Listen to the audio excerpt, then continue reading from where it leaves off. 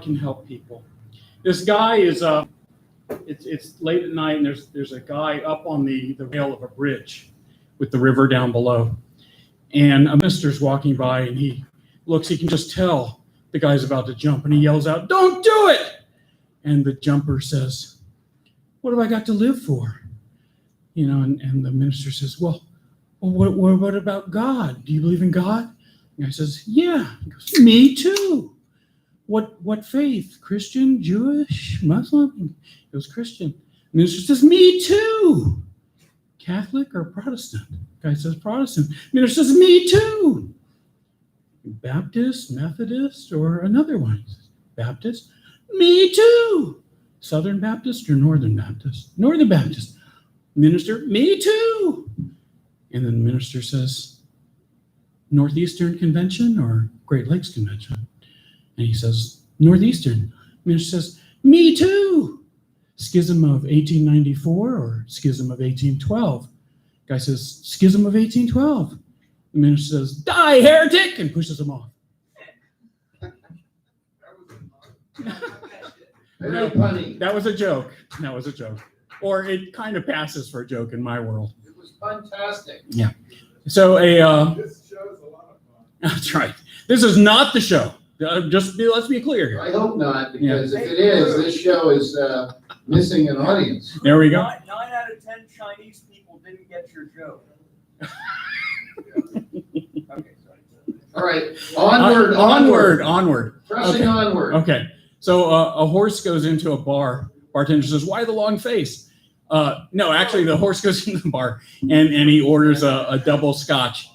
And the bartender says, "You know, I see you come in here practically every day, and you're ordering a lot and you're drinking a lot. Do you think you might be an alcoholic?" And the horse looks at him and says, I don't think I am, and therefore I'm not." And just like that, the horse disappears in front of him. Now, of course, this is a reference to the philosopher Descartes' famous saying, "I think, therefore I am." But I had to tell you the horse part first, so I wouldn't be putting Descartes in front of the horse. Nicely done. Give a round of applause, ladies and gentlemen. Crew, the Tabernacle Punster. And now we'd like to bring you a message from history. That's right, the Tabernacle March on the independent Florida Alligator.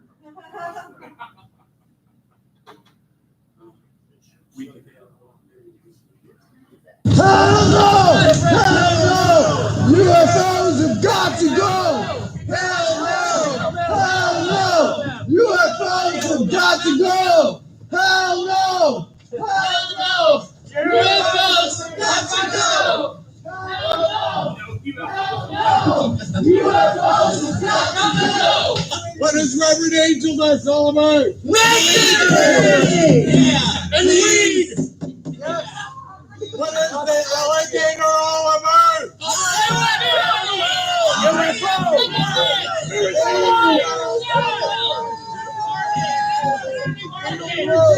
I have not seen any evidence that they are not reversing UFO technology in here. They didn't have fucking frisbees back in the 1700s, mind you. Yeah, usually. Okay. Research on reverse UFO technology is a waste of money because it's going after the symptom and not the cause.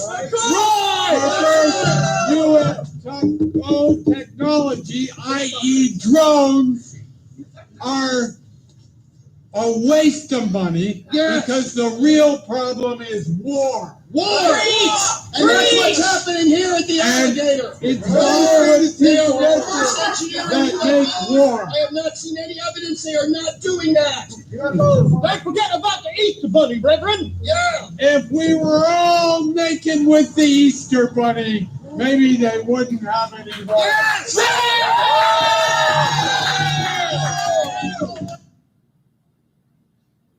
Thank you very much, ladies and gentlemen. Speaking of the Reverend Angel Dust, are we broadcasting effectively all the way to New Jersey? Yes. That's great news. Please welcome to the stage for this week's sermon in a politically charged atmosphere where everybody's at the extremes and doing nothing on Facebook but hating each other, the one, the only, the Reverend Angel Dust. Give him a round of applause. Apologies to Ginger Baker, the drummer, who is feeling very, very ill and may die soon. The Reverend Angel Dust.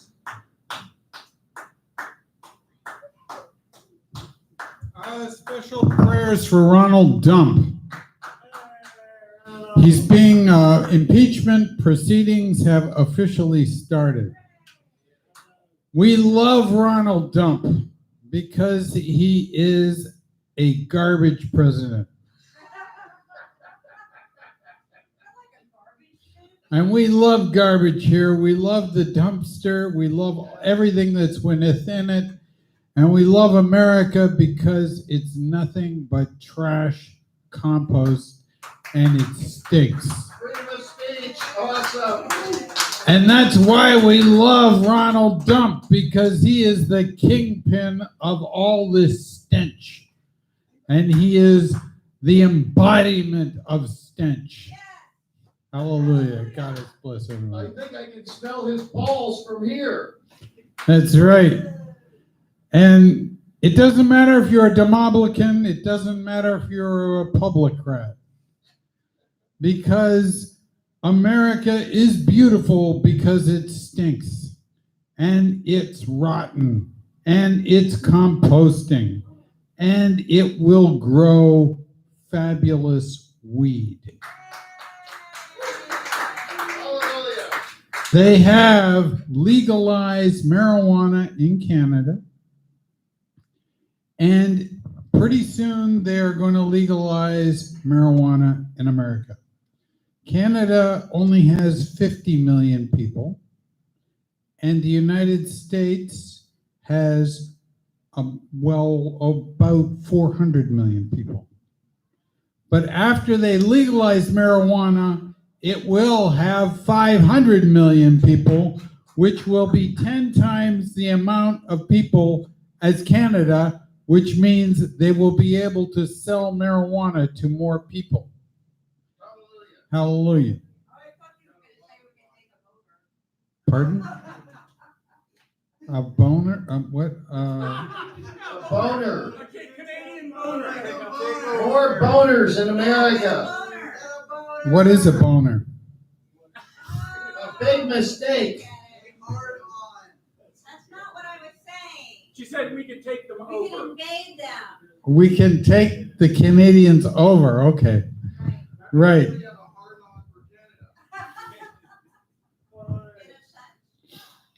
Anyway, Moving right along. Wait a second.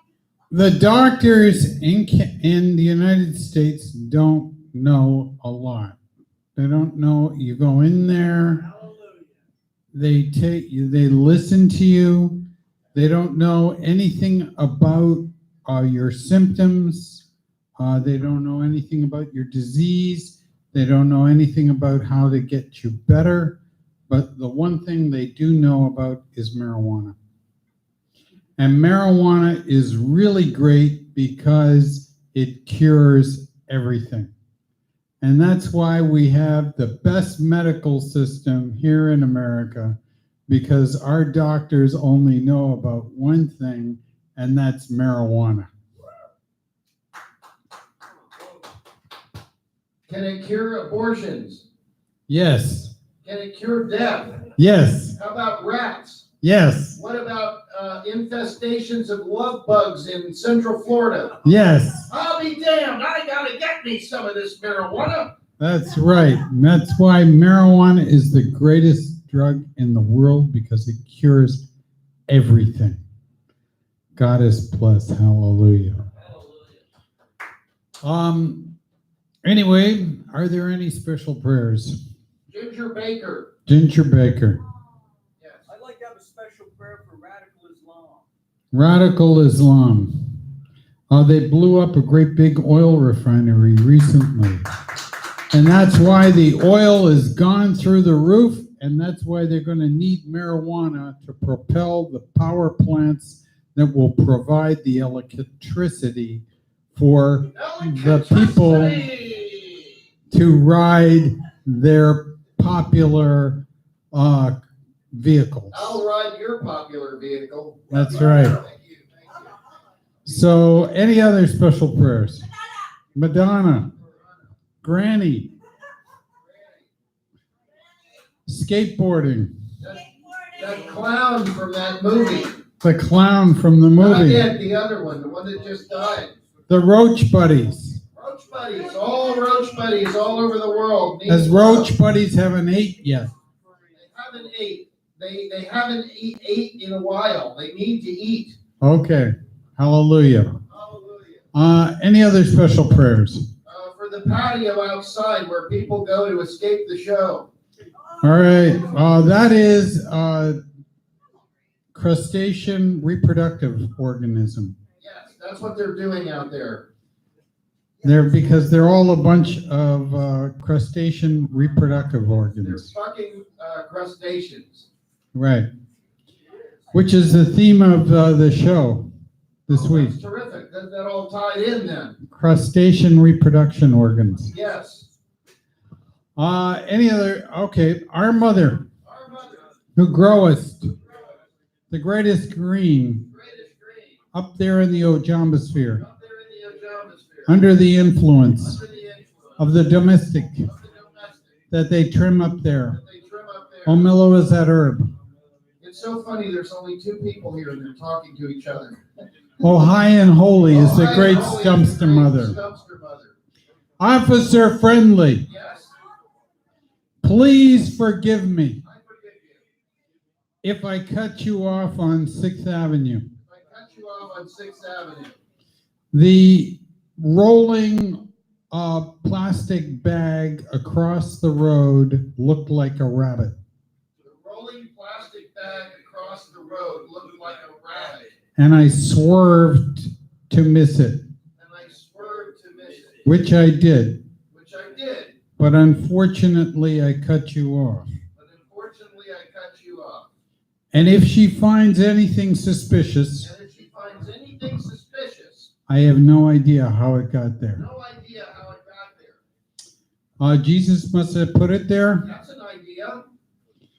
because he's the kingpin He is the kingpin. and he died for all of our drug deals Died for all of our drug deals. and paraphernalia possessions. Paraphernalia possessions. And I will testify to this in a court of law, And I will testify to this in the court of law. and I will be Baker acted, I will get Baker acted. and that's a good thing That's a good thing because it means more drugs. because it means more drugs. For thine is the cow pie, the rain, and the shroom. For thine is the cowboy, the rain, and the shrew. Amen. Amen. A woman, a plastic bag that looks like a rabbit, Plastic bag that looks like a rabbit. a joint. A joint. Goddess bless him. God is Hallelujah. blessed. The Reverend Angel Dust, ladies and gentlemen, the show is off to a rousing start. Can you see the baby? That honey is gonna be. All right, Granny is going out to the patio to chase these crustaceans back to the house. Ladies and gentlemen, our true evangelists doing the real work in the streets of Gainesville and in the world of social media. The one, the only Granny. Give her a round of applause. Granny, everybody. All right, get your butts in here. Get in here.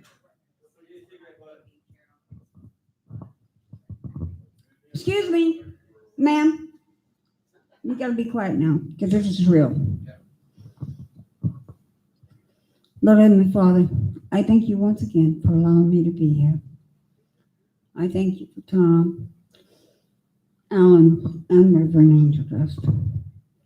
Well, God, most of all, I thank you for allowing us to be able to make it through the last day. It hasn't been easy with the heat and the cold, the sinuses, and so forth and so on, Lord. You know what I'm talking about. But God, most of all, I thank you for the love that you've given me that I can share with everybody. Because that's special to me. Loving these people sometimes isn't easy. But sometimes it ain't easy loving myself. But God, I thank you for it. Lord, I hope this will be a wonderful night for everybody. Please bless it. Let them feel the joy and see the happiness that's inside of people. Lord, I thank you and I love you. Folks, I'm asking you right now, look inside yourselves. I have been running into a lot of people that has been negative because the devil's coming at them. That evil spirit is coming and hitting them with pitiful acts. Not being able to accept things and letting things pass. Not being able to see the positive side of things. Hush! Excuse me, Mike. Y'all, please.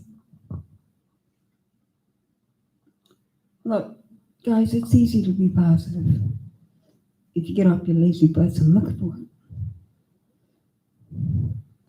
Quit trying to be what others want you to be.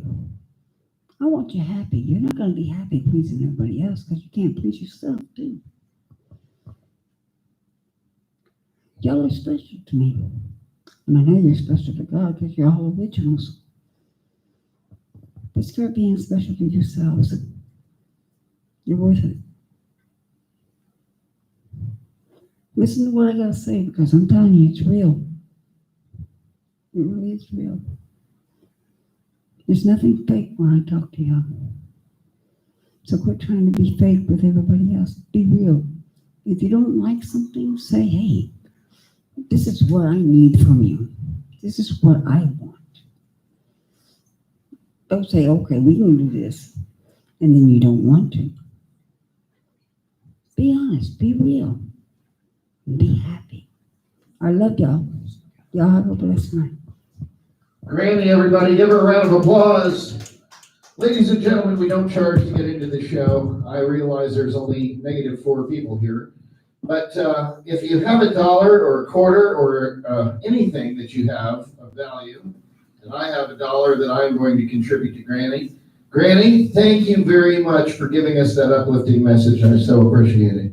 Anti-negativity, which is kind of negative in a way, because it's like saying, I'm negative against your negativity, but that makes positivity. Negative is a positive, and if you've got a positive connection, you can start your car. No, it's absolutely, it's inverse, real deal. You can start your car.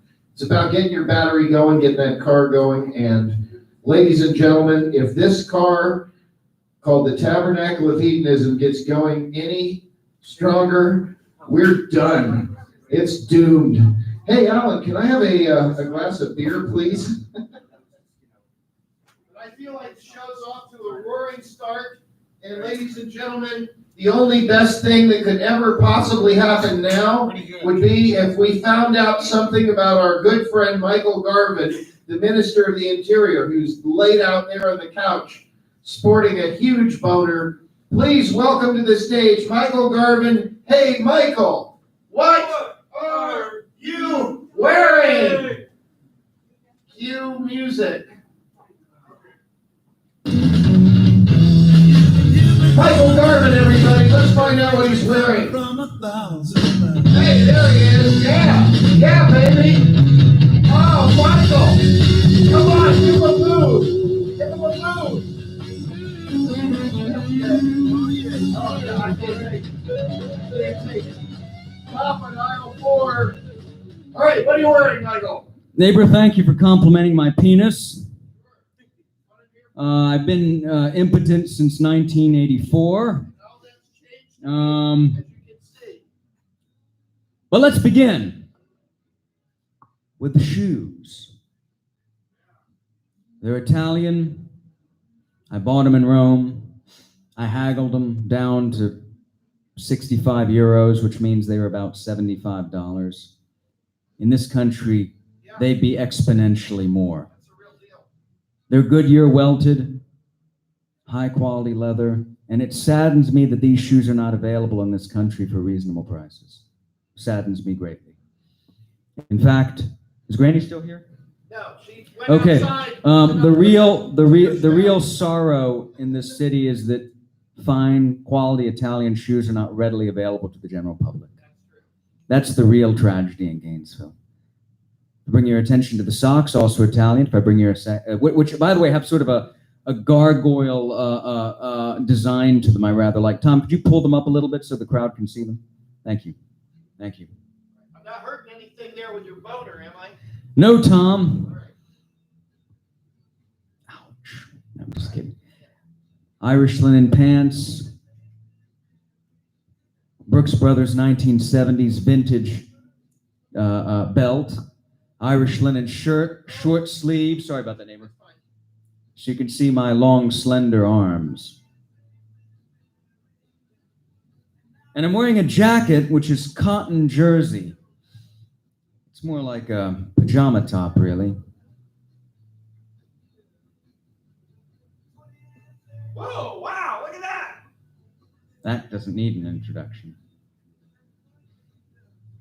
Cheekbones from Madame Troussard. Nose from Tycho Brahe. Brow from on high.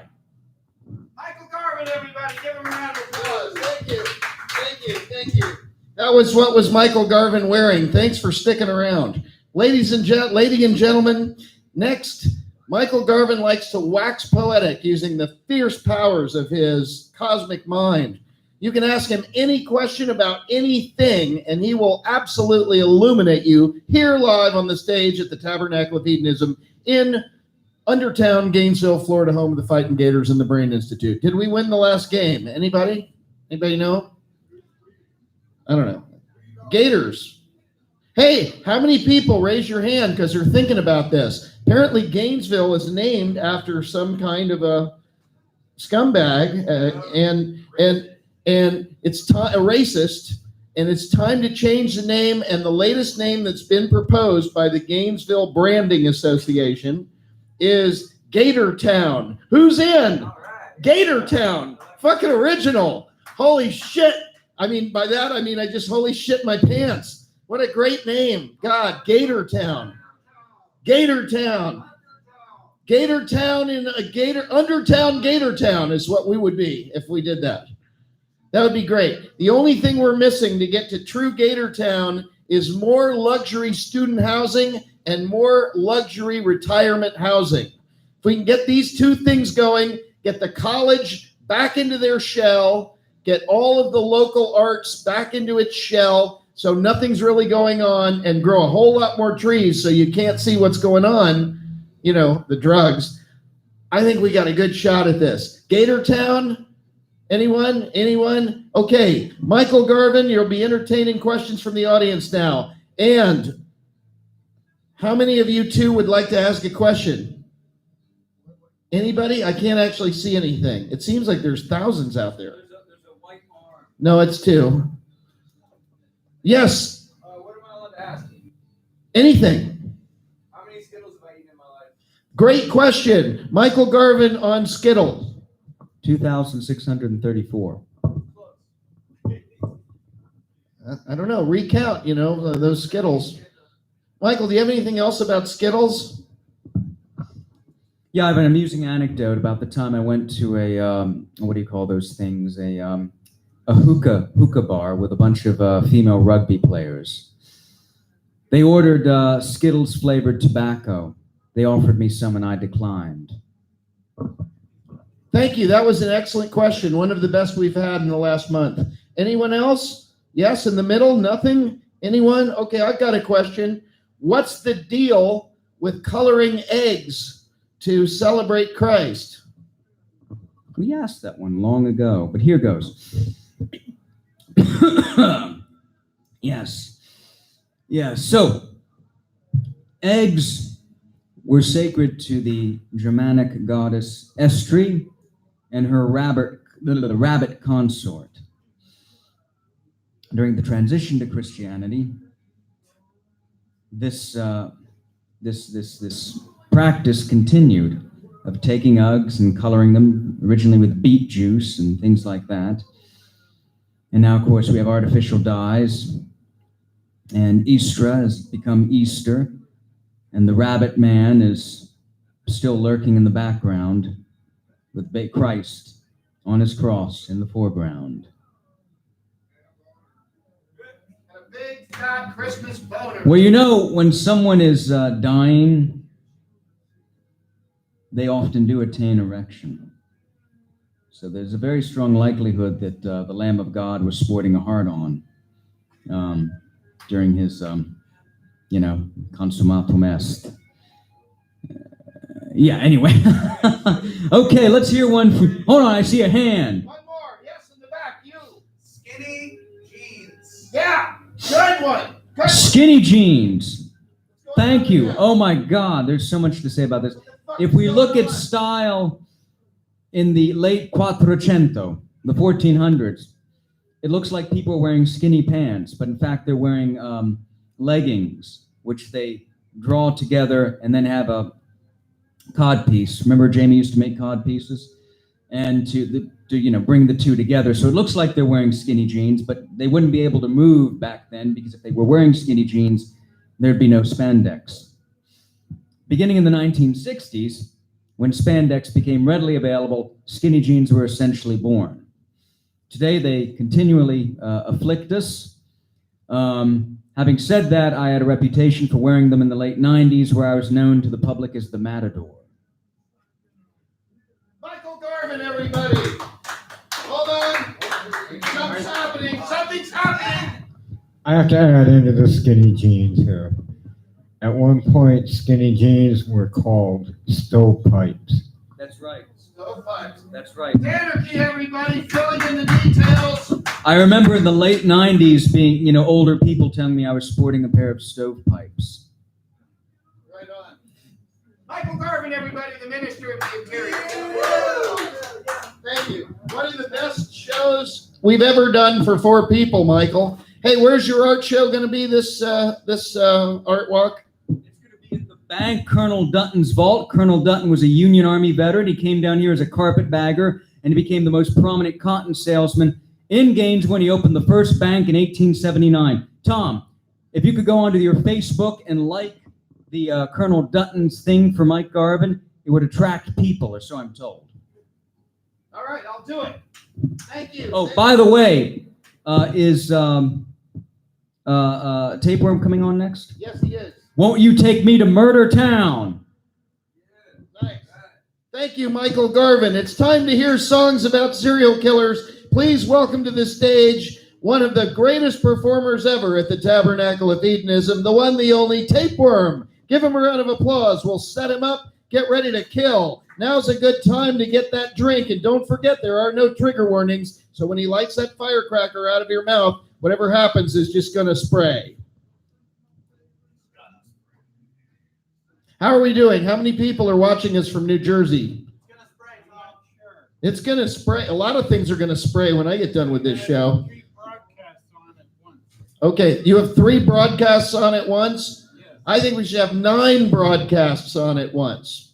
How about it for the Reverend Angel Dust's La Cosa Nostra hat, ladies and gentlemen? We're not fooling around anymore. I told Alan last week when we had twice as many people, I'm tired of this shit. And now we're doing this. We're back to our regular show. You're welcome. Thank you very much. Hate when people intrude on our show. All right. How you doing? Oh, you don't even need a plug. Hey, we got this. You gonna stand? Yeah, I got my strap on. Fuck out of here! Stand. This is the best. I think You this got a strap on. Yeah, So much. I'm glad somebody got that. I think that's just the best All right. vocal. And then let's All just gear the aim this into your area. And then I'm gonna just give me a minute to work it. Oh, I see you got one in case. Yeah, I've been sweating on them. Hey, ladies and gentlemen, you gotta love him. Tapeworm. Give him a round of applause. I'm gonna try and start with. I'm gonna do this new gimmick. It's a Khalil Gibran quote for the week, And this week will be, how's it go? Some seek pleasure in pain. Some cannot cleanse themselves except with filth. I love that. Yeah. That's it. Gator Town. I like it. The first song is about a guy who fed people to his alligators because Joe Ball's death day was yesterday. 81 years ago yesterday, Joe Ball did us all a favor, and because the cops were on to him. Let me see if I can do this. A little town in Texas outside San Antonio. Back in the 30s, the social bulletin was where to go. Owned and operated by a smooth talker named Joe. His alligator pond at feeding time was quite a show, and quite a meltdown when his suspicion began to grow. Another waitress missing, just said she hit the road. But why would Julia Turner not have bothered to pack her clothes? And Hazel Brown's new bank account would cast his doubt. It's exploded when the handyman broke down and told how he was forced to help expose his fingers, toes, and torso. Just their wife was among those who joined in his hungry pets, careful not to get too close. Time was up, Joe shot himself, social bulletin was closed. Short, but all right. Oh, I acquired a new porta potty story on Sunday. I was on my way to the open mic at Coffee Culture, and I stopped at one of my porta potties to make a deposit. But as soon as I opened the door and I was about to drop my pants, I heard splash. And it took a minute to figure out what happened. And then, I took my lighter and went and lit it. And sure enough, there's this frog clinging to the side of the wall. And I'm like, oh no, I couldn't spray dysentery on a frog. That would be against my religion. On a frog, I love it. I shouldn't do it. But here, I with my lighter in one hand, I reached and grabbed him with one try. And I feel like I rescued that frog. I don't know. He might have been able to get out on his own, or maybe he was a perverted frog that wanted to be there, but I couldn't have shed on a frog. So anyway, then, that was not the first time I reached into a porta potty in my life. I reached it. There was a porno magazine on top of this big island of feces and toilet paper one time in California, and I couldn't shit on that either. So I reached right in there and picked it up. And it was one of those really good, hardcore porns with wet hoodies and giant schlongs. And in the back of the magazine, advertisements for penis pumps. Those things don't work, by the way. Our stock and trade. Oh, and also trying to return them to the sex shop, it doesn't really work too well either. They don't want to accept it.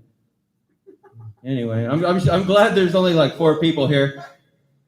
We're broadcasting to New Jersey. Oh, geez. Everywhere, all over the world, forever. Oh yeah. Well, and then there was the other time I'm getting off track, but you don't want to hear the end of that story. On a more positive note. Not that wasn't positive. Now I got a really positive song. This one's so positive that it's hard for me to sing it with a straight face. And this marks officially that I know that I've counted. I've been here but going to the hardback, the Tabernacle of Hedonism for over a year now, because it was Brian Ferry's birthday, and I played Avalon at the old place. Yeah, I love Roxy music. And this song, I'm going to try. It's hard to sing with a straight face. It's also hard to sing with high notes.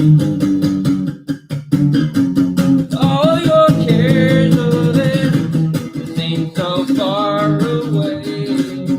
All your fears, I fear I want to share.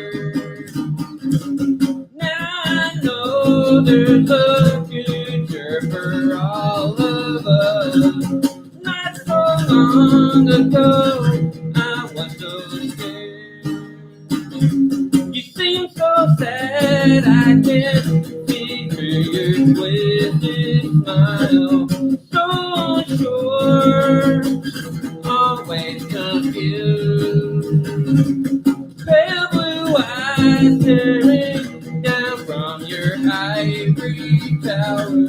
through the haze, broken and bruised, and out of the blue, love came rushing in. Out of the sky came the sun, out of left field of and out of the blue, no more pain. I don't mind if it's only a passing trace. Sometimes ring true. If you were me. No, this happens all the time. I get it, but I tried. It was actually, I think today that I decided that was what I was going to try and do for Brian Ferry's 64th birthday.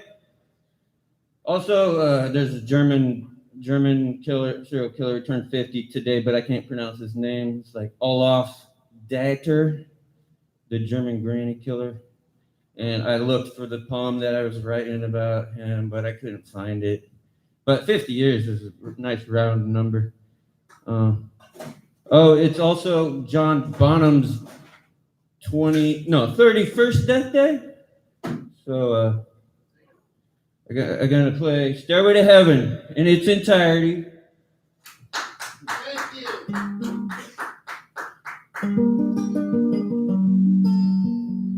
There's a lady who knows all that glitters is gold, and she's buying a stairway to heaven.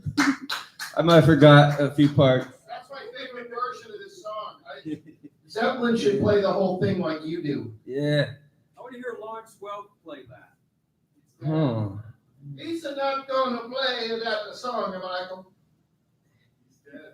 Because he's dead. He's blowing bubbles out of his butthole. Yes. All right. I know I had one more, and it was about a serial killer, and I can't remember. Oh, Randy Kraft's trial began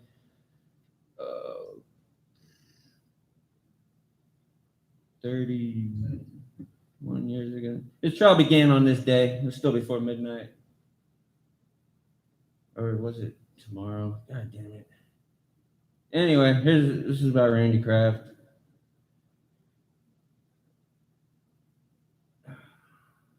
Brain fart. Does it have chords? I think so. Try one of those. It's like a chord. That helps. I think I can. Oh, okay, yeah. Randy graduated college, a degree in economics. He knew computers were the future. Learned to go through the process. They discharged him from the airport. When he came out of the closet, he found work as a punchy operator. Cash in his pocket for a beer, maybe two. His car was just across the way. Creek Crowell got a drink and popped some pills. Fell unconscious. He killed Chris and Dennis in Michigan. After the business conference, scattered body parts of John Doe gathered in the coroner's office. Lance set out hitchhiked himself. He missed the warm sand in the pontoon. Like a sock is thrown out like a piece of laundry. Edward, Moore, Tom, Lee, and Ronnie, we were all found raw in Long Beach. Randy's method was perfected like a deadly twisted hobby. Once intoxicated, hogtied, sodomized and dropped beside the road, and he was gone. Sometimes without even stopping out the door. Richard King's door slid 90 feet over the concrete. Terry was strangled and Randy was pulled over by the cops. He gets out acting funny when they checked the car. They found the body. Who knows if they ever would have got him had his driving not been sloppy.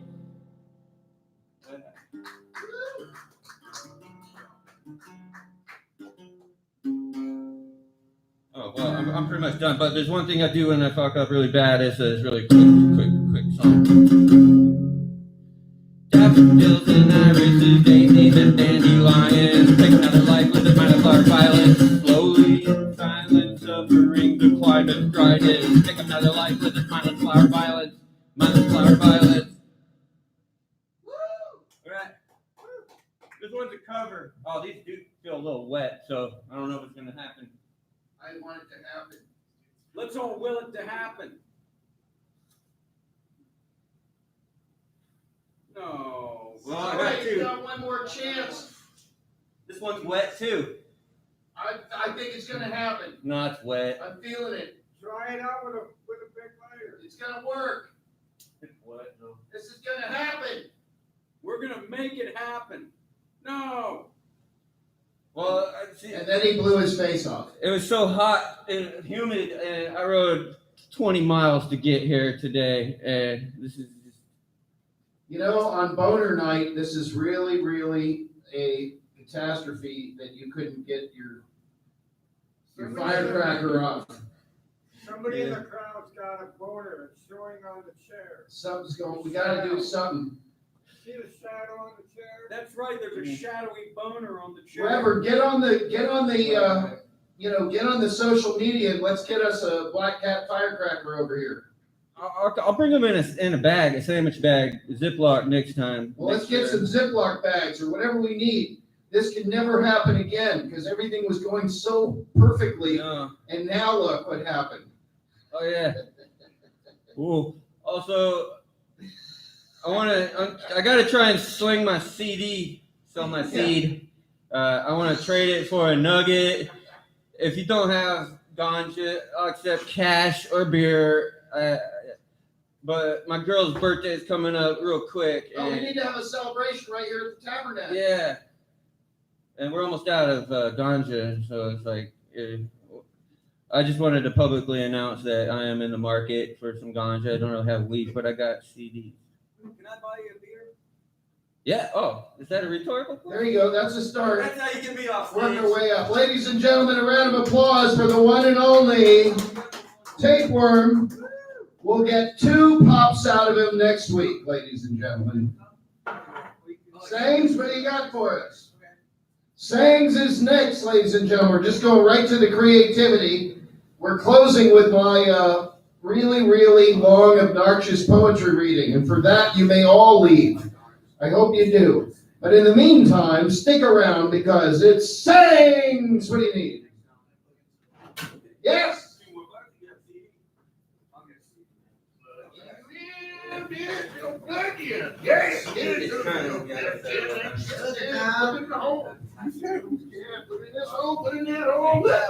Yeah.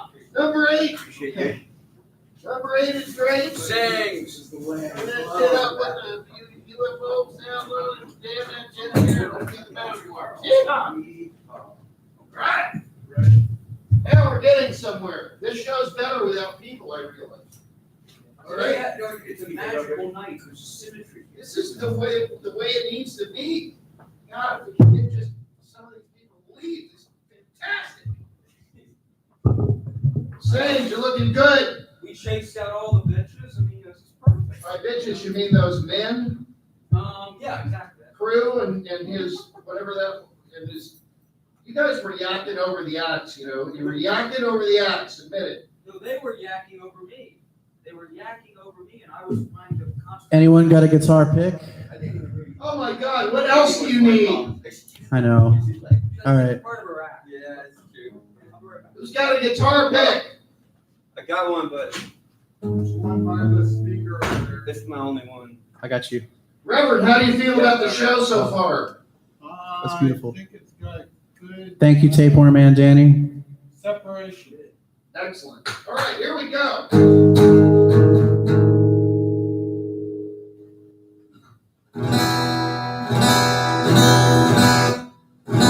Ha! Ha! Okay, this song features absolutely no reverb on the voice. It's called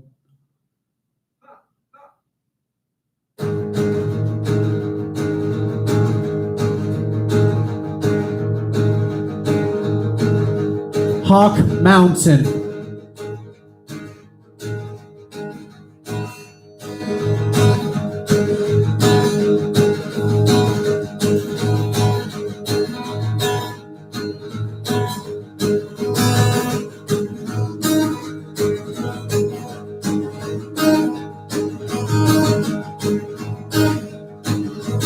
Harpoon antidote, harpoon crime, washed out antidote, washed out frenzy, citronella peace fang sinks right into the flesh of the Hawk Mountain.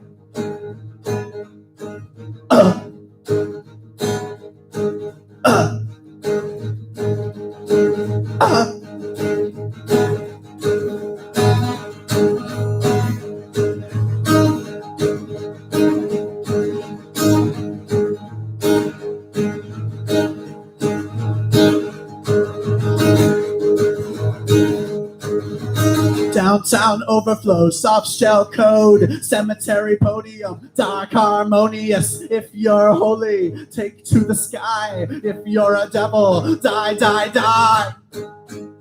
Do you like antidote? It likes you. Do you like having fun? Do you like having fun?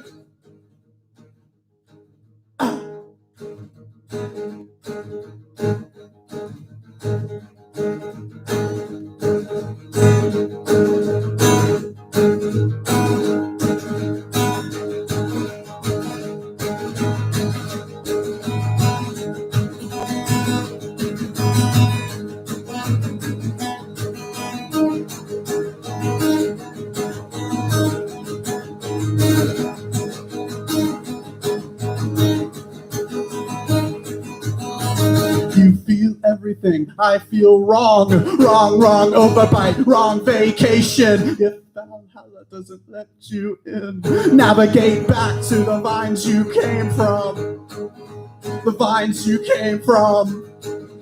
The vines you came from. The vines you came from. The vines you came from. The vines you came from. The vines you came from.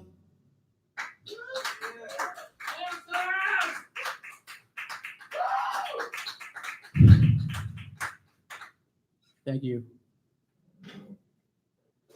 This one requires a lot of reverb on the guitar. Can you do that, Tom? Sure. Awesome. Tom Miller on sound, everyone.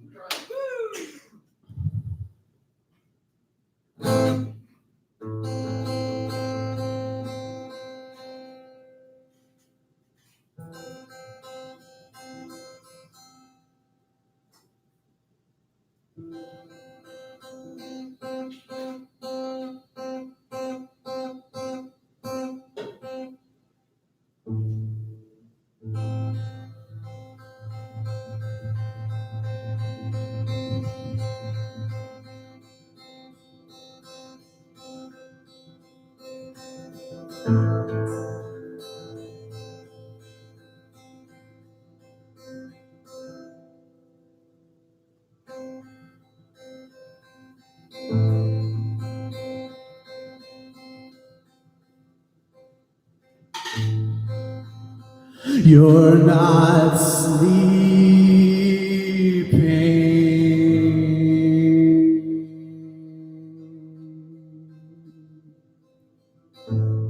in my mind.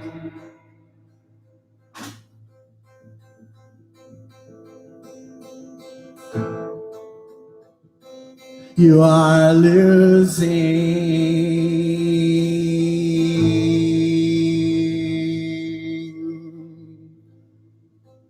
your head.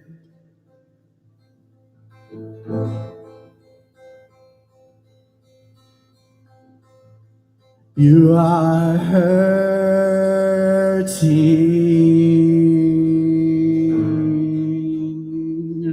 and perplexed.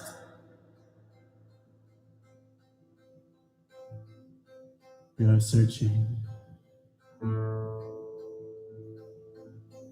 for an answer.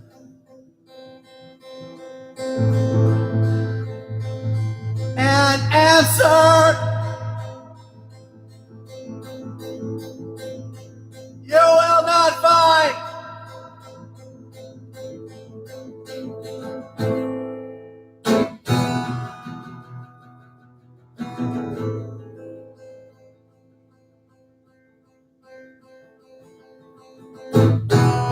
Hallelujah,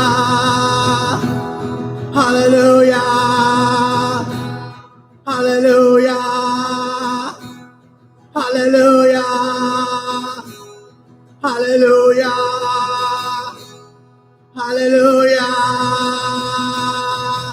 Hallelujah.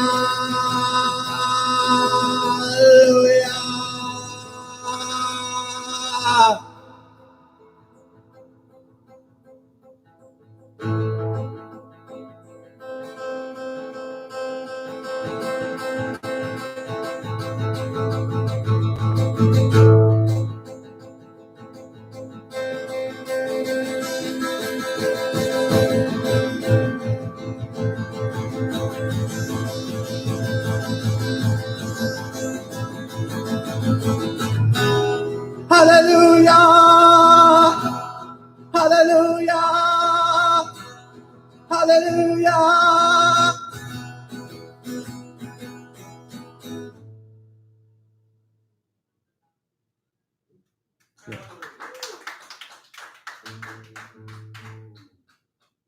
Thank you. Those last two songs are on an EP I just put out. It's called Mixed Christening Gels with Fiber. It's on Bandcamp. It's for sale. It's available. Thank you. I got one more.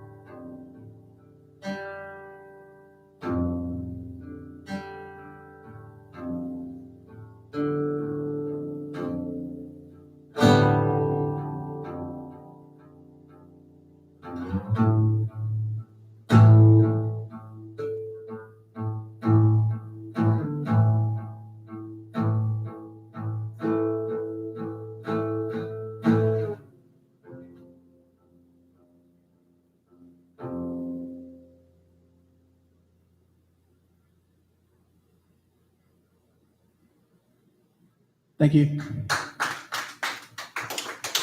Saints, everybody, a round of applause. Thank you for being a part of the Tabernacle of Hedonism. We love you, Saints.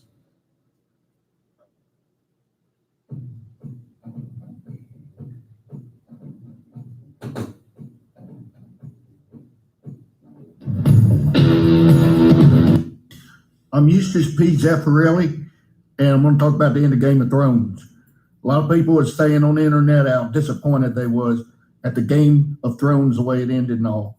And I'm here to tell you as an intellectual, and you can see I got my aluminum foil hat on here to keep my brains inside so nobody gets it to, aliens to take to Mars, because if they come down to get us, good thing Trump's in office, all I tell you. So let's get back to the Game of Thrones. Lots of unanswered questions. Where'd the dragon go, right? Everybody's like, where'd it go? I don't know. What's west of west? I ain't got no fucking idea. Probably east is what I'm thinking, using my smarts and intellectualism. But the point is, what were you doing before Game of Thrones was on? Let me guess. Sitting on the couch watching your goldfish take a shit in the tank. You ain't doing nothing. And can you write nothing? Did you write anything this week? What'd you write? Your grocery list? Fuck you. Game of Thrones kicked ass. And it was fine. Fucking dragon burned the shit. Burn the shit up. Burn all that shit up. That's fucking great ending. I love that shit. I watch that shit. There's fire everywhere. Burn them all. Burn them all. Fuck them all. And start over. Then fucking poor guy stabbed that girl in the chest. And she fell down, so she won't go kill nobody no more. Now that dragon, he could have scorched that guy. I was so excited, I shit myself. He could scorch that guy right up, and instead he scorched a chair. The whole fucking everybody's like, who's gonna sit in the chair? Nobody. And that's the end of that chair. And then he flew off to God knows where. Now, unanswered questions. Let's talk about that. You want to be smart about it? You want to sit there and be dumb? Okay, be smart about it. Unanswered questions. There's lots of unanswered questions in the world. So Game of Thrones is like a world. I'll give you two unanswered questions right now. Why does Play-Doh taste so good? Why do oysters open and close underwater instead of flying in the air? Now you think about those two things, you'll wrap your brain up for the rest of your fucking life. I'm telling you right now, Game of Thrones kicked ass while you were sitting your ass on the chair for 8 months talking about it. And if you weren't talking about it, you were watching people talk about it. You had something to do. Otherwise, you'd just be sitting on your fucking ass doing nothing, watching some other stupid fucking show. So Game of Thrones is fine. Just in it fine. I don't give a shit what you think because I'm an intellectual. I'm smarter than you, faster than you. I'm more intelligent than you, and I'm even smarter than you. All of them things. So you better respect the tinfoil hat right here. And you better hope no aliens come down here. And if they do, you better say, thank God for Donald Trump.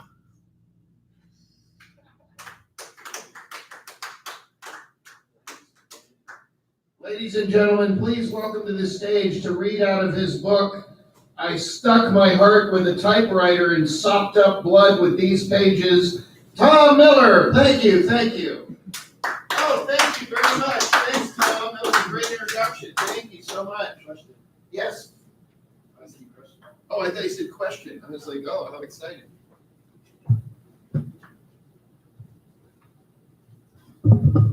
Yeah, I love Useless P. Zeffirelli. He's all over the internet. Look him up. He's one of my favorite people. I'm very close friends with him and also with another guy. I can't remember his name.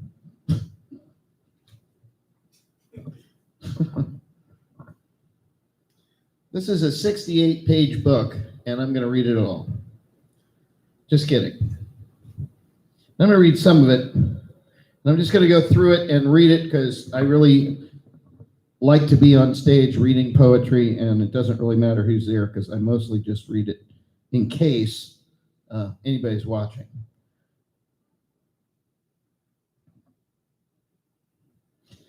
Once there was a maggot born with human intelligence. He wanted to be a butterfly, moth, frog, anything but a fly.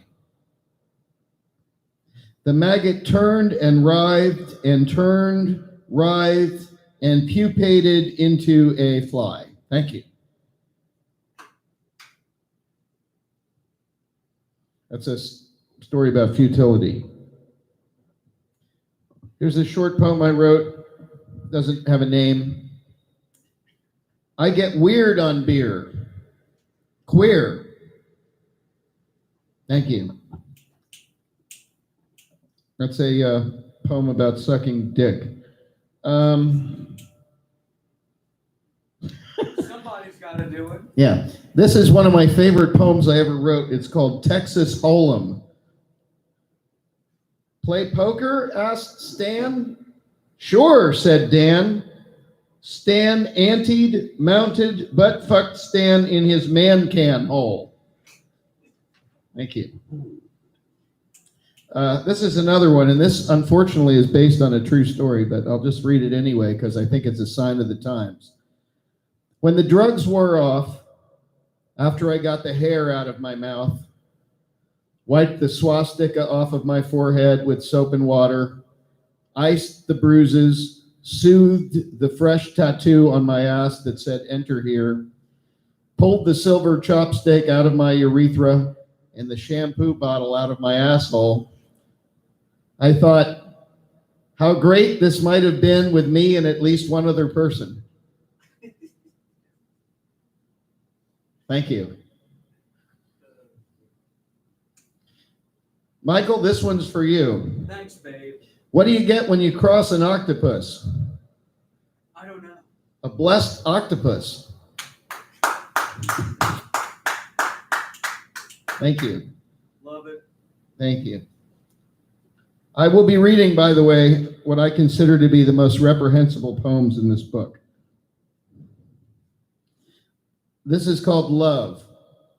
Must have puked the most violently on that Colt 45 than any other beer. Goddamn good beer. Thank you.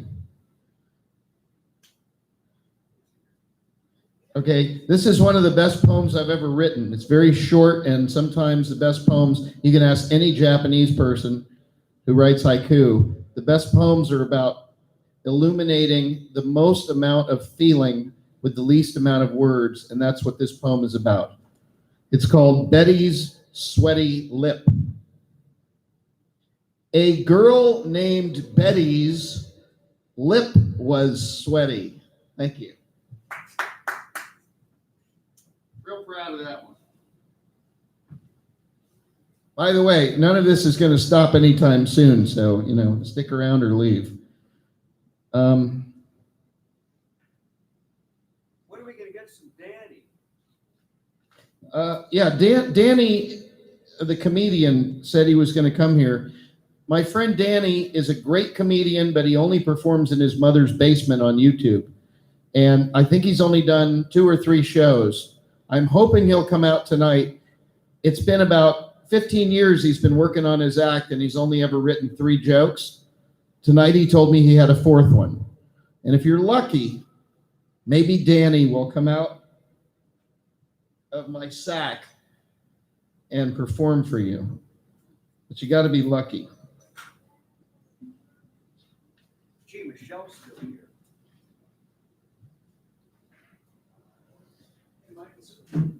All right.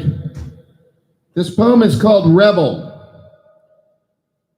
I swallow my gum, always have. I dye my hair the wrong color of blonde, big bird yellow. I don't like your hair, they tell me. Good! I didn't dye it for you. I don't take drugs for you. I don't wave my dick in the wind for you. I eat the boogers right out of my nose.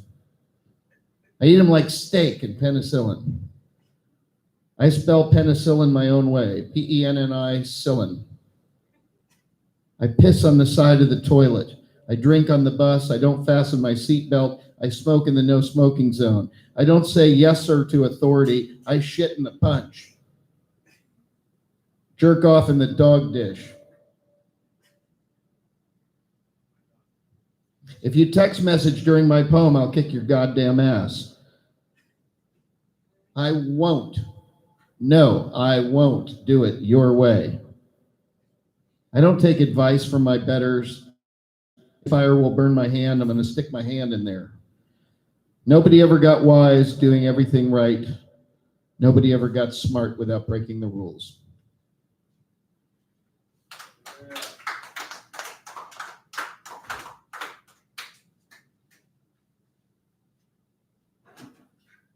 This is about the way we talk to each other. It's called Have I Misinterpreted You?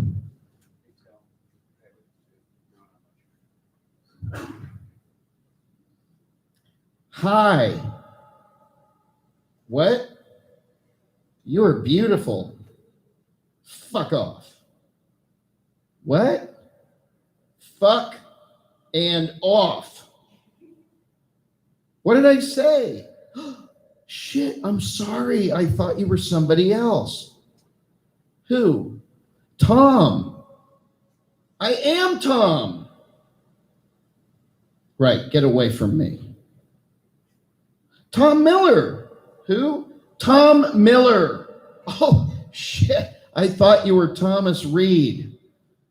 Reed is my middle name. Oh, shit. That's what I thought. Fuck off. What did I do wrong? You know what you did. What? I heard. Heard? Yeah. Well, maybe they told it differently than how it happened. Bullshit. Well, who told you? John. John? Which John? I mean Mike. Mike or John? Mike John. You're not beautiful after all. You fuck off. Mike John thinks I'm beautiful. Mike John fucks me too.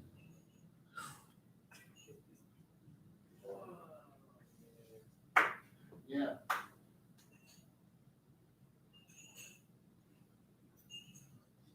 This is a short poem I wrote about how I was born. It's called The Result. I was the result of drunk fucking. Most of us were, you know.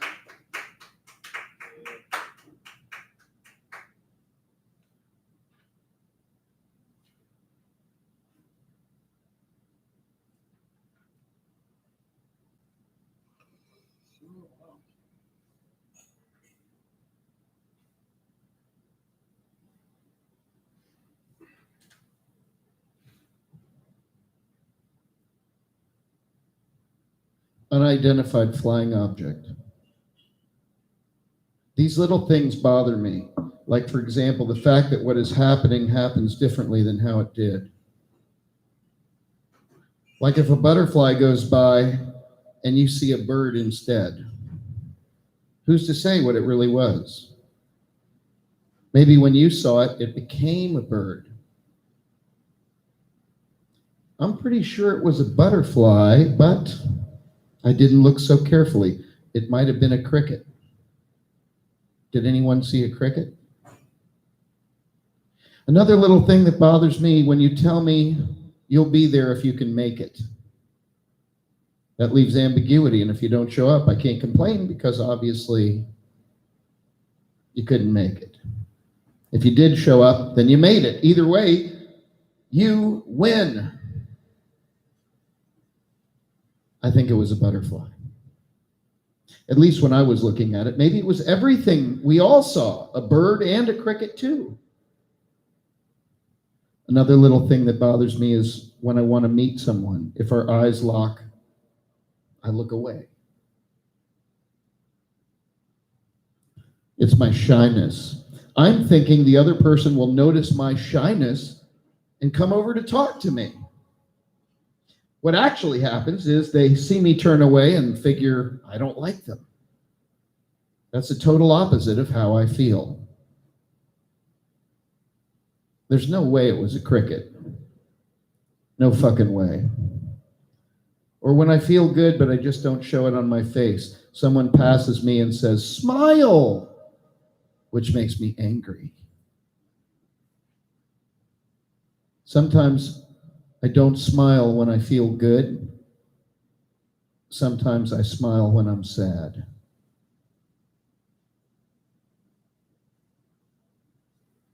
Do you know how lonely it is knowing you'll never see anything exactly the same way someone else does? How lonely it is that what you thought was love might just not be love. It might be a UFO. That what is happening happens differently than how it did. How did it happen? Something flew by. I don't know what it was.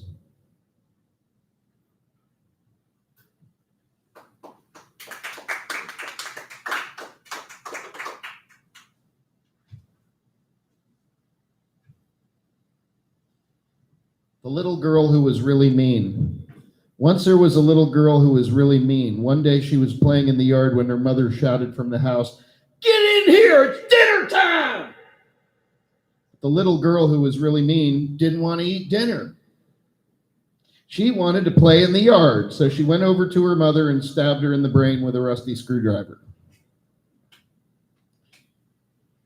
The little girl who was really mean continued playing in the yard. She was playing with her cat, playing with it by pulling on its tail and smashing it with a rock. "This is fun," the little girl who was really mean said. A little while later, her father came outside to see why the little girl who was really mean hadn't come in for dinner. He saw his dead wife and the bloody cat, and he exclaimed, "You goddamn bitch! You are a really mean little cunt! I don't know where you learned this kind of fucking behavior!" And he grabbed her by the hair, dragged her to the dinner table, and jammed a leg of lamb into her face until her jaw broke off. "I hope this teaches you a lesson," said her father, "and the lesson is this. If you kill your mother and beat the cat with a rock, I'm going to shove a leg of lamb down your fucking throat until your fucking jaw breaks off." And after the little girl who was really mean healed from her injuries, she shot her dad in his sleep and anally raped his dead corpse with a pitchfork. And the moral of the story is, there are a lot of people in the world who are just totally fucked up. And they're written about in the mainstream news media, much to the horror of normal, ordinary people who are just trying to make a living and enjoy their lives without pain and suffering.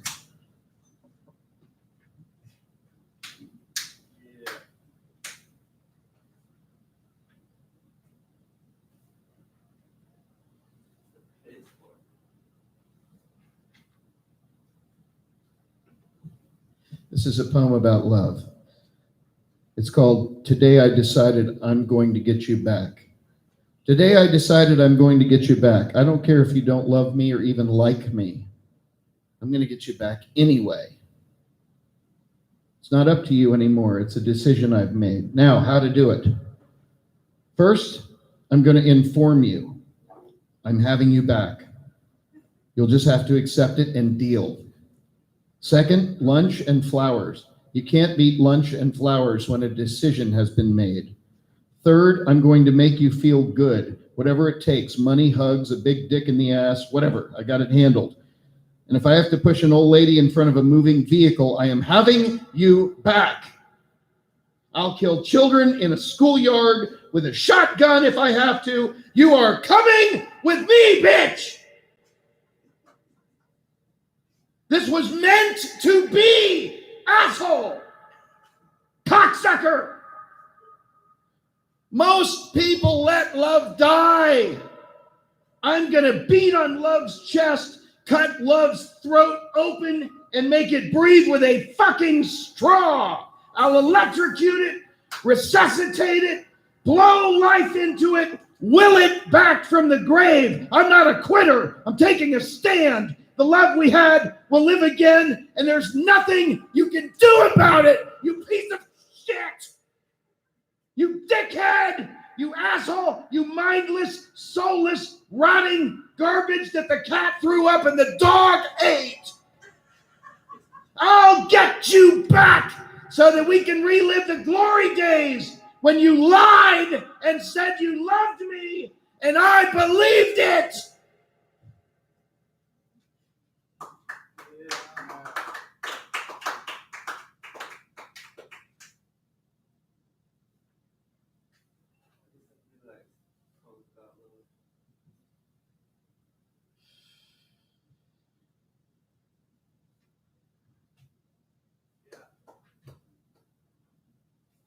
I feel like we're missing out on some gold with every page. Boy, $50, you can have all of this. I'm gonna bleed on it at the end of the reading. with blood. And sign it. I wish that was free.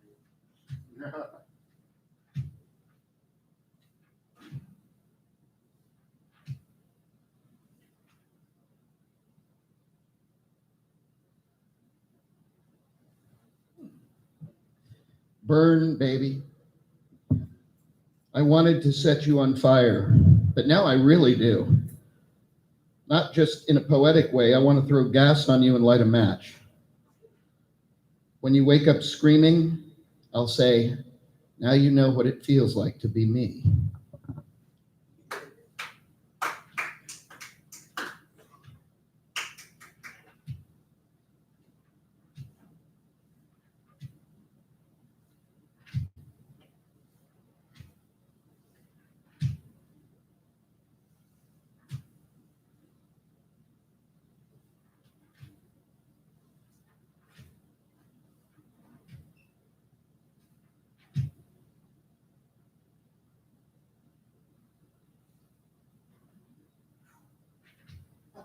away. This is the most highly inappropriate story I can come up with to read. And it's called The Gay Butt-Fucking Old Man from the 70s Meets Little Billy. I'm going to need a beer.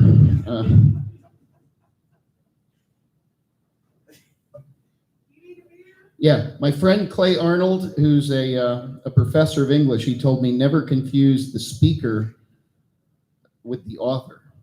In other words, Stephen King isn't a serial killer just because he writes about serial killers. So please, don't connect me to this story in any way. I don't think I even wrote it. It was dark and smoky in the Brown Flower Lounge, and the smell of diarrhea was in the air. Closer you got to what they called the back room, the smellier it got. There were wet sloshing sounds, and little Billy was almost sure this wasn't where the kids were supposed to meet up for the field trip to the local pool. But curiosity got the better of him, and he ventured forth into the darkness to see what all the sloshing sounds were all about. Maybe the pool is back there, he thought to himself. Little Billy turned a corner and was suddenly shrouded in darkness. Then he heard a voice call out from the void. "Hey, kid, help me get this brick into my bloom," he said. "What's a bloom, mister?" said little Billy. "Is that like a flower?" "That's right, kid," the man said. "When your rose has been forced open for so many years by bigger and weirder objects over the course of 2 decades, what you got left where your asshole used to be is what we gay butt-fucking old men from the 70s call a bloom." Mister," said little Billy, "I'm only 6 years old." "Kid," said the voice, "I ain't gonna fuck you. I just need you to ram this brick up my ass." "But is there a pool here?" asked little Billy, suddenly becoming aware that the sloshing wasn't the right kind of water. "Let me explain something to you, little boy, and you're going to learn something from. Sometimes in life, you get a circumstance where you're in the darkness, and it smells like shit.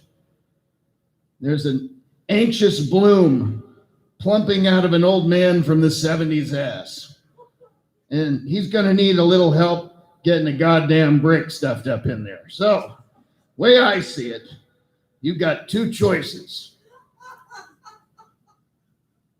You can either run the fuck out of here and be a normal kid for the rest of your life, or you can guide this greased up brick into my big blooming asshole. Now, what's it going to be, kid?"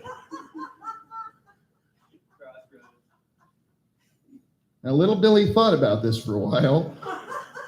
He remembered what his parents had told him about not talking to strangers and staying away from 70s Leatherman bars.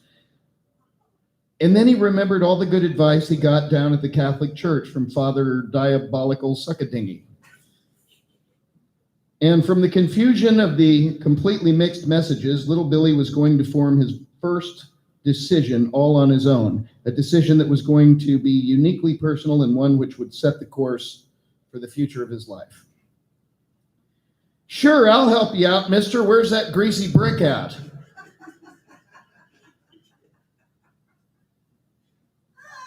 It took several thrusts for little Billy to jam the brick into the gay butt-fucking old man from the 70s ass. But once it was finally in, the gay butt-fucking old man from the 70s took a deep breath and then power pumped his colon, blowing out the brick, which flew through the air and entered another old gay butt-fucking old man from the 70s asshole.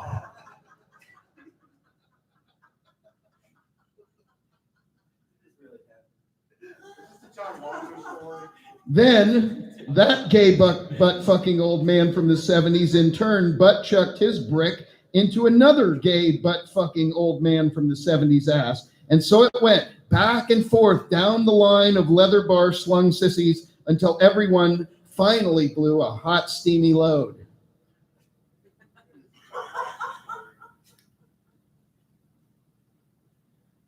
There was a group grunt.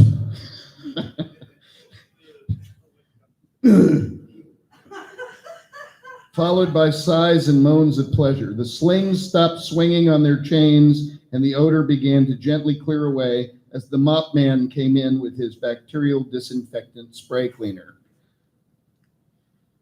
God damn, best action I've seen in years, said the gay butt-fucking old man from the 70s. We owe it to this kid, men. Let's give him a big enthusiastic hand of support. The men all spontaneously broke into applause, which sent ropes and spatters of semen flying all over the room.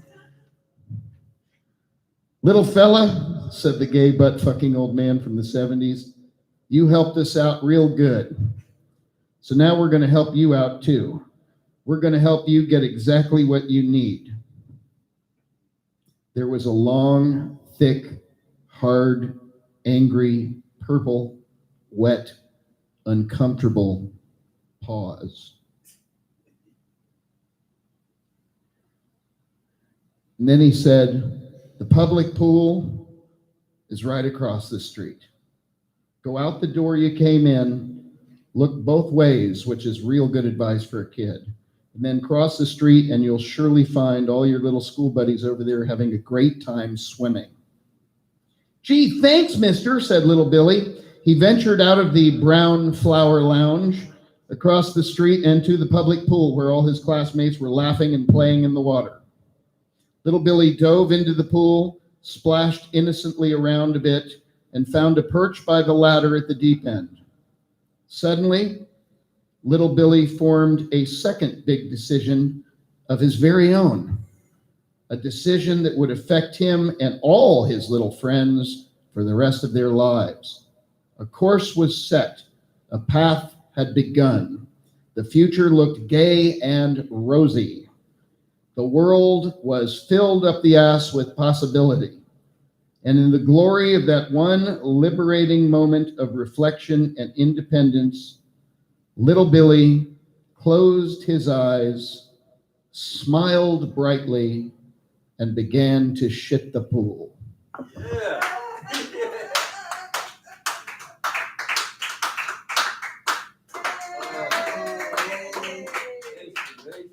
Amazing. Simply amazing. Kind of cheesy. I'm not just saying that. It's another brick in the Because wall. I can say it. Freedom of speech.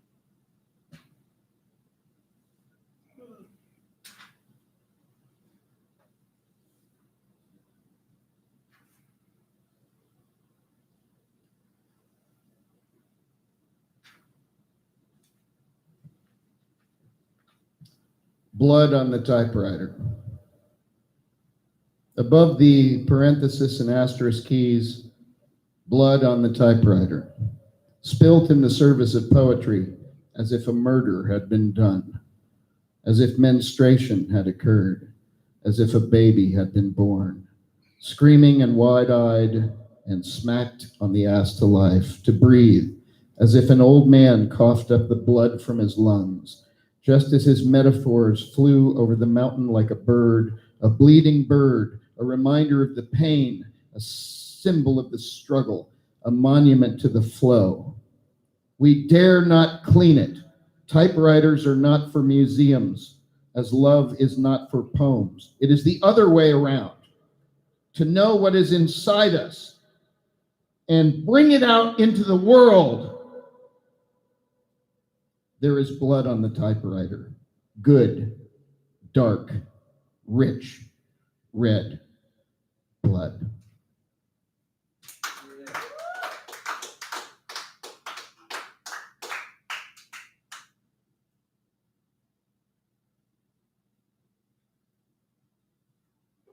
That's real. That's what Granny was talking about. You got to be real.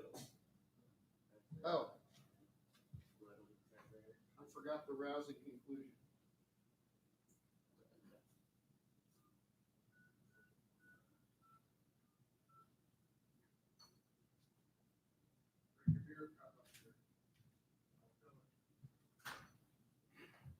Who, me?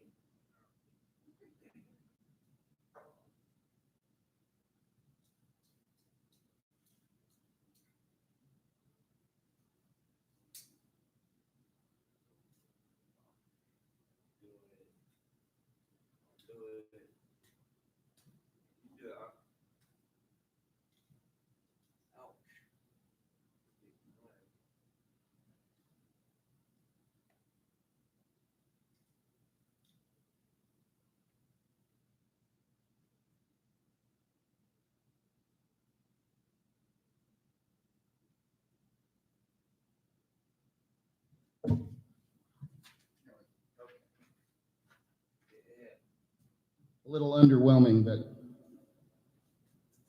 Don't fake it. Oh no, it's Danny. Danny's in the house.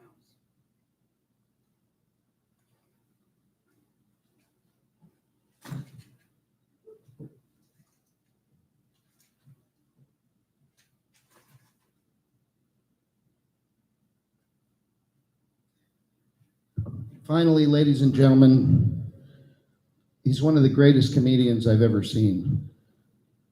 He's passionate. He's not performed in front of people, so please give him, some encouragement. He's only written 3 jokes in the last 15 years, and he lives in his mother's basement. I think he's only done 2 professional shows in front of an audience, and I don't think they went over very well. But Danny tells me he's written a 4th joke, and the 4th joke is the one that's going to win him the day. So this is probably a good Kodak moment for you. And ladies and gentlemen, please welcome to this stage for a final performance, one of the greatest comedians I have never known, and I've never known him. The one, the only, Danny. Give him a round of applause, ladies and gentlemen. Danny.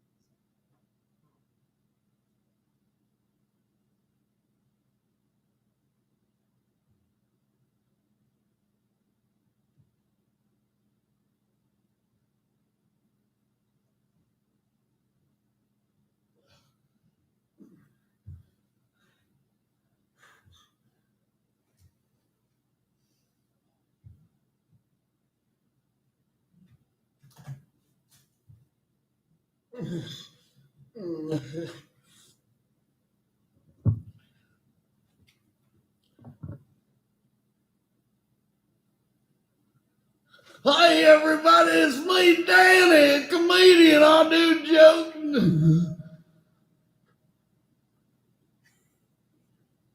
Hey, I'm Danny. I do my jokes. I got 3 jokes I do, and they're all about me and my funny face. First joke I like to do is about my weird big nose. You're gonna laugh and y'all gonna enjoy it.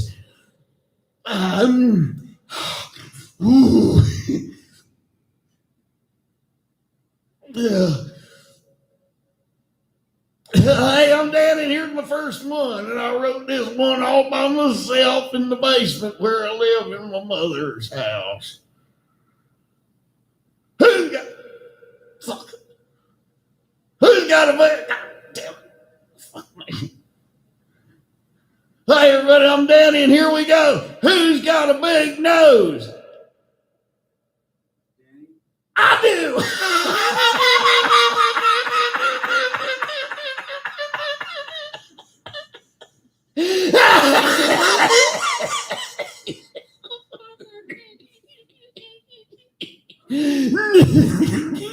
I do have funny nose. Okay.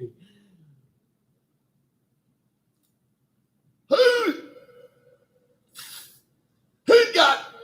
Hey, I'm Danny, and here's my second joke that I wrote in the basement of my mother's house, and I did.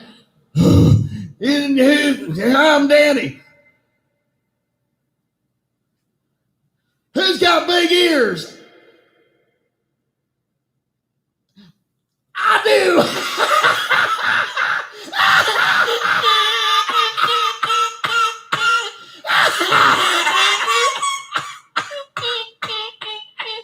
The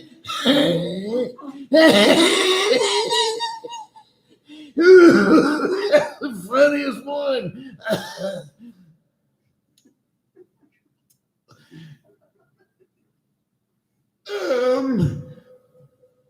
The third one, and there's 4 of them, and wait till you hear the new one.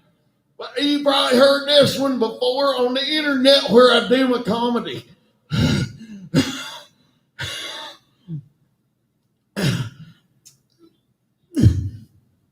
Am I doing okay? I am? Well, all right then. Go get my groove on going. Who's got weird?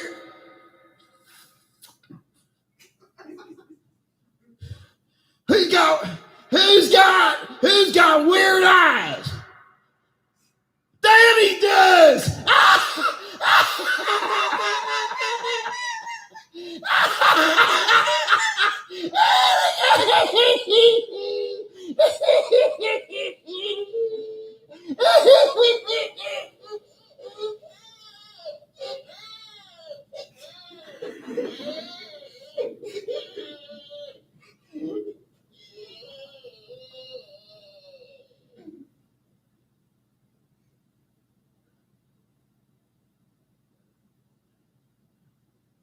Hey, I'm Danny, and here's the last one. That's all I'm going to do for you. Hope you liked it and thought it was made you laugh and funny.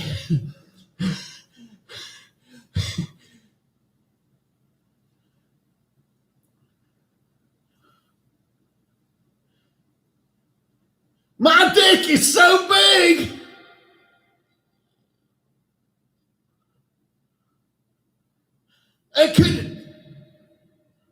It could blow up a balloon.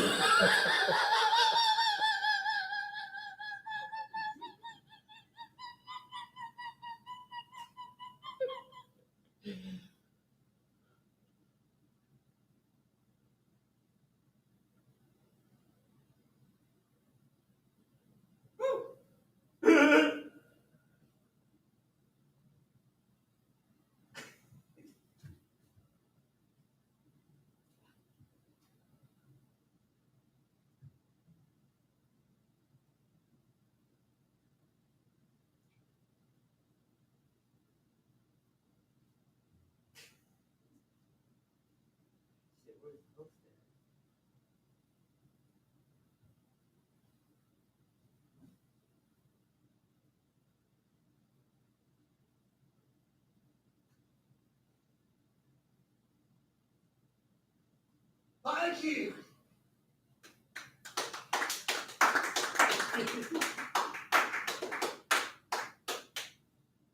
Thank you, Danny. Thank you, Danny. That was amazing. Thank you, Danny. Thank you so much. He was a little nervous, ladies and gentlemen, but give him a round of applause. Danny, you gotta love it. Thank you very much, the Tabernacle of Hedonism. Any last words from the Reverend Angel Desk? Hallelujah. Good night. What a show. What a show. I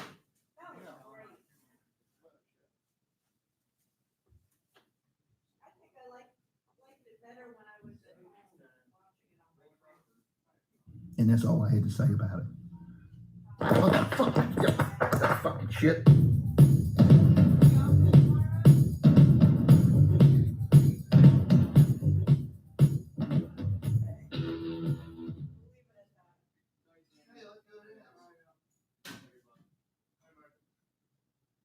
I watched this episode with a friend, and before it started, I said to him, Oh, come on, this is all right. Oh, stop.